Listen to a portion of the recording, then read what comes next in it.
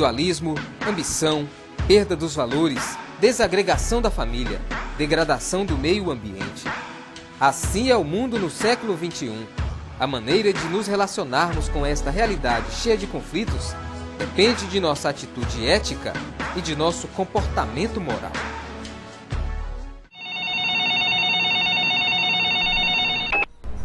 Alô? Bom dia, Paulo. Ô, bom dia, Geraldo. Como vão os negócios? Meu amigo, é exatamente para falar sobre os negócios que eu te liguei.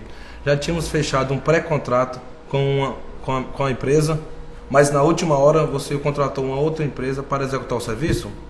Ô, Geraldo, sabe como é que é? A gente se conhece desde criança, nada pessoal, mas é que eles apresentaram uma proposta melhor e eu tive que fechar com eles. Meu amigo, isso que você fez não é nada ético, Paulo. Passa bem.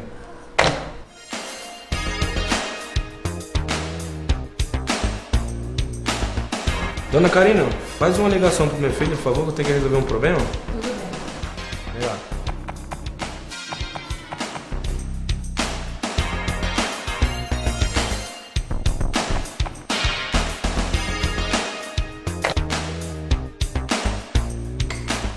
Oi, filho. Você foi ao Detran pagar a multa?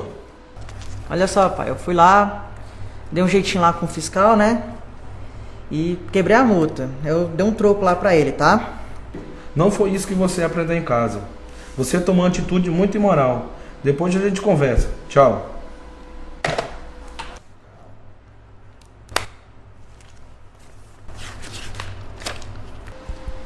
Doutor Geraldo, o senhor disse que o seu Paulo agiu sem ética e o seu filho sem moral. Qual é a diferença? Olha, dona Karina, para responder a sua pergunta, a gente deveria voltar lá na Grécia Antiga. Na Grécia, a humanidade começou a debater sobre ética. Era uma tentativa de refletir quanto às ações humanas para então julgá-las. Praticamente todos os pensadores e filósofos gregos participaram dessa discussão. Heráclito, por exemplo, entendia que a ética estava relacionada à índole do sujeito, acontecia de dentro para fora. Já Aristóteles apresentou uma opinião contrária. Para ele, o exterior é que determina o comportamento humano. A versão aristotélica contribuiu para formar o conceito de moral, que é relativa aos costumes e normas de determinada sociedade, numa determinada época. Você já deve ter ouvido falar sobre mutilação feminina. Esse é um costume de muitas tribos do continente africano. No resto do mundo é considerado um ato cruel e imoral. Mas para os africanos é absolutamente moral porque faz parte de uma cultura estabelecida e convencionada durante séculos. Agora observe esta cena do cotidiano das grandes cidades. A mulher do ponto de ônibus tira a carteira da bolsa, onde está o dinheiro para pagar a passagem.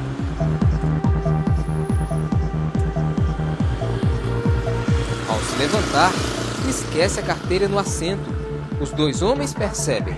O de camisa amarela não tem a intenção de avisar, enquanto o de camisa vermelha evita que a mulher deixe para trás dinheiro e documentos. A atitude dele partiu de convicções pessoais e não de regras impostas. Ele teve uma atitude ética.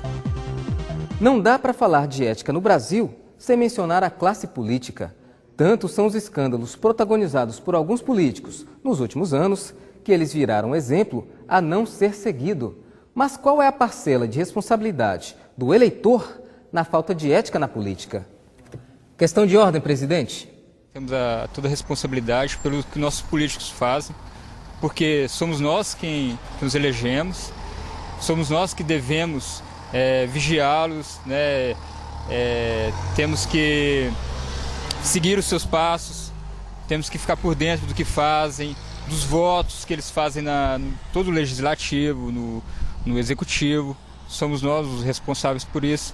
Inclusive, eles só se corrompem porque nós, né, os cidadãos, os corrompemos.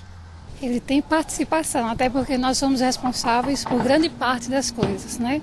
Eu acho que o que a gente precisa hoje é dentro da reflexão que é a ética.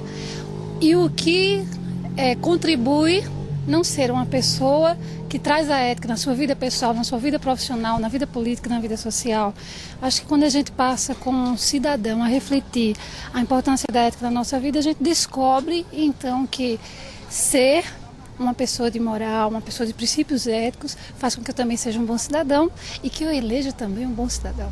Eu acho que não, assim, que o eleitor, ele tinha que, os políticos, tinham que pensar mais na classe social, né? Pensar mais na hora que eles pedem os votos nossos, nós vamos lá e votamos para eles, mas na hora que nós precisamos daquele que, na hora que vai precisar, né?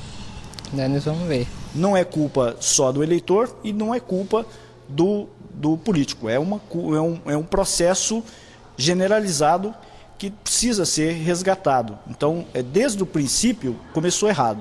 Então, para se recuperar e resgatar isso, é necessário um trabalho de muita educação, de investimento na educação, principalmente. It is just a little